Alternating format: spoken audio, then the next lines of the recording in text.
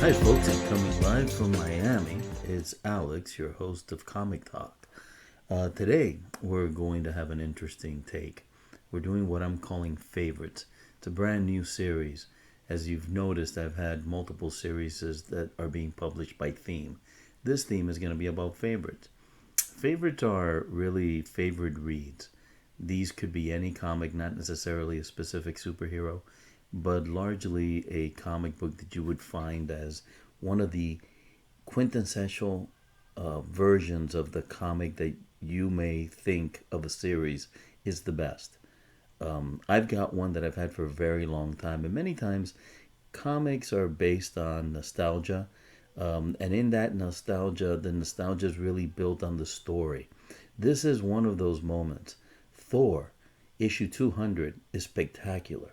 One of the things I enjoyed mostly about comics was the ability to read continuing series, but every now and then a single issue would encompass one entire story that would be phenomenal.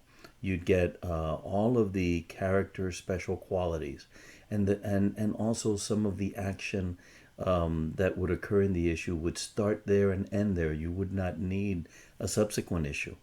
Back in the day, it was hard for us to get to a 7-Eleven or a newsstand and pick up the following issue. So many times we'd miss an issue here and there, and our stories would be interrupted, and we'd pick it up again maybe a month or two later. So having said that, the other aspect of what makes a favorite story, I think, is in the past it was very difficult for you to find a story where a character actually had a life-altering moment. Many of the situations were more about the villain and some of the things that they were struggling with over a series of issues. But like the death of a character, which is now so common, was never common. And the reason was if a character died, believe it or not, Marvel tended to keep them dead. If you look back at, I believe it's Avengers 7, which had Wonder Man. It could have been issue 9, and you guys know as much about these issues as I do, I'm sure.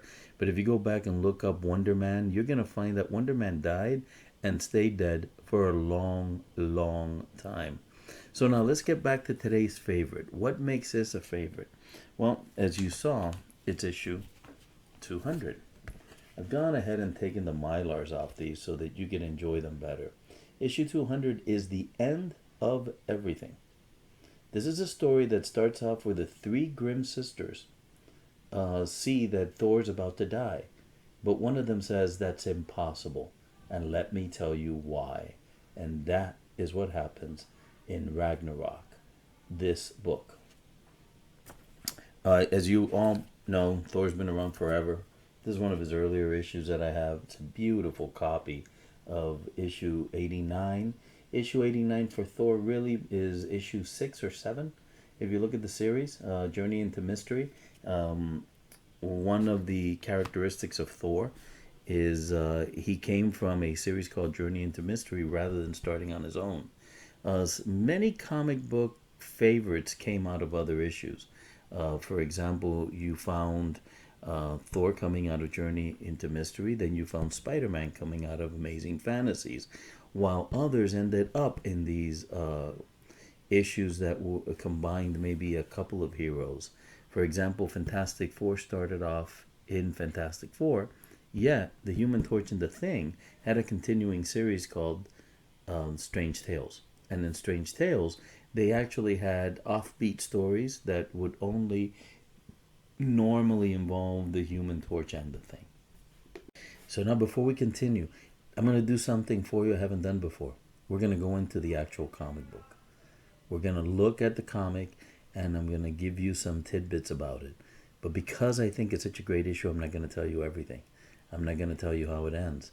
I'm only going to give you some of the quantitative parts that show you what a great story it is, because rarely will you see Thor battle to the death.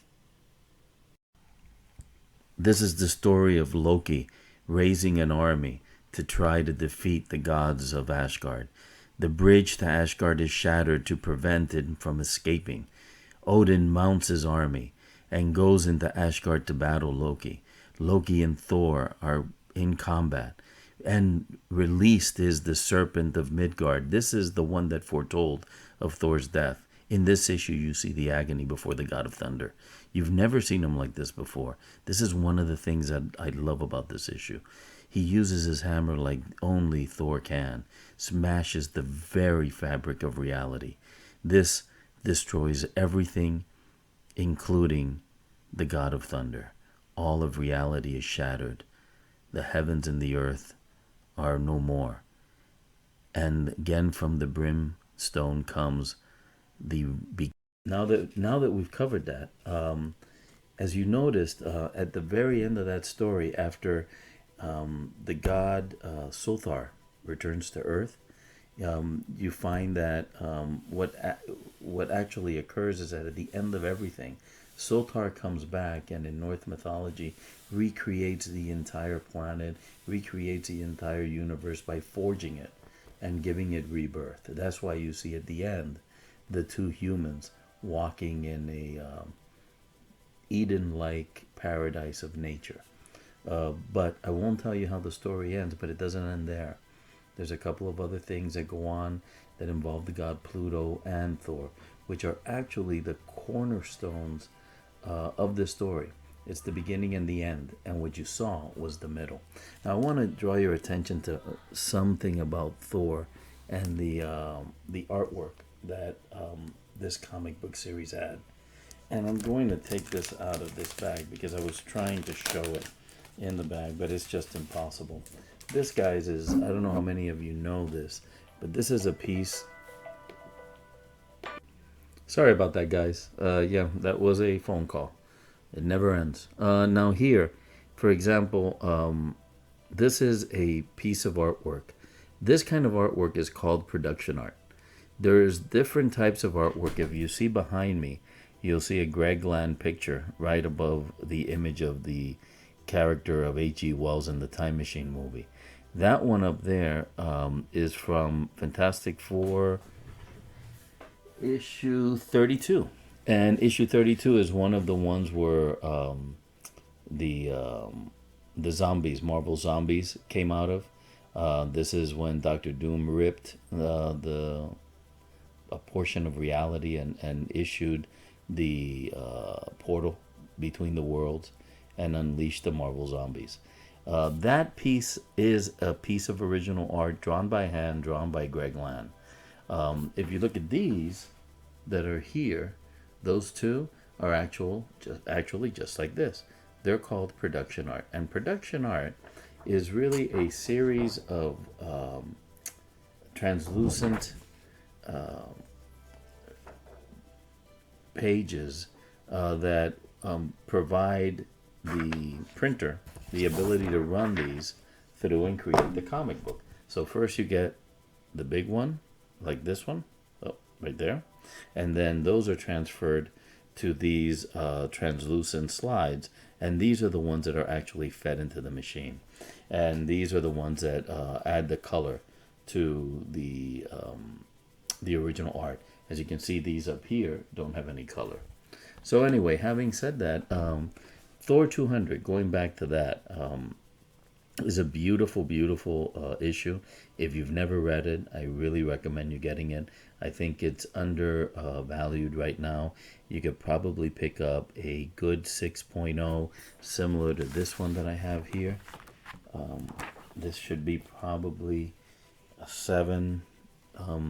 My grading capability is dated. I am not as harsh as what I find most people today are.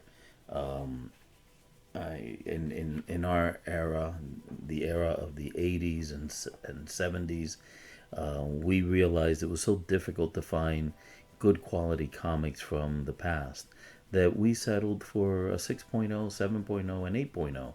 And when you got above an 8.0, it was basically mint. We didn't care if it was an 8.5 or a 9.2. To us, it was all the same. Once you got into that category, we literally thought it impossible to get better. So guys, I hope you've enjoyed this video. Again, I'd like to draw your attention to Thor. Not necessarily one of my favorites, by the way. I'm not a big Thor collector. You probably saw 60% of my Thor collection. Mostly like Thor more in Avengers and in other cameos that he appears. His own comic, although it is, I gotta tell you, they are good comics. Overall, the storylines are great. The artwork, spectacular. This is a George Perez, by the way. And this is an original production art piece. And I actually have it on eBay right now. But the reality is that Thor's tough, and Thor's tough because you have to go into the die, thous, and much more of the archaic language of days past, right? They try to use more of classical language of some sort. It's really a mixture of what we believe ancient language sound like versus what it really is. And I think a lot of it comes from biblical text. If you look at biblical text and other ancient texts, you'll find the references are more related to what you would think of as Shakespearean. But I do think reconsidering it, more than biblical, it is Shakespearean.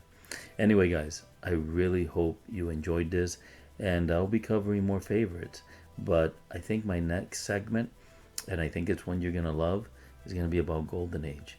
And I'm going to show you some really great stuff. For example,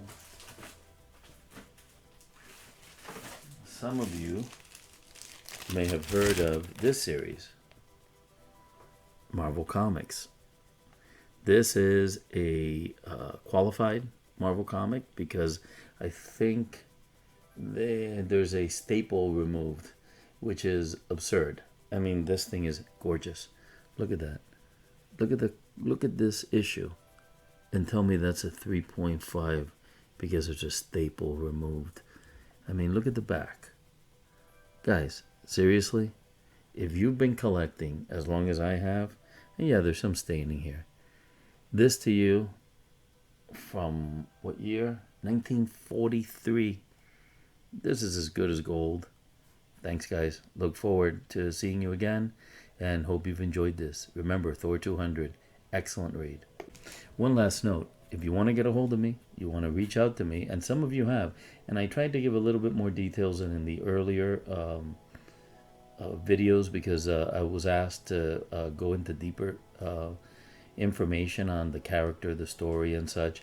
I hope you've enjoyed this one. It's only going to get better from here, and your comments count, so please keep them coming. Thanks, good night, and see you all from Miami. Bye.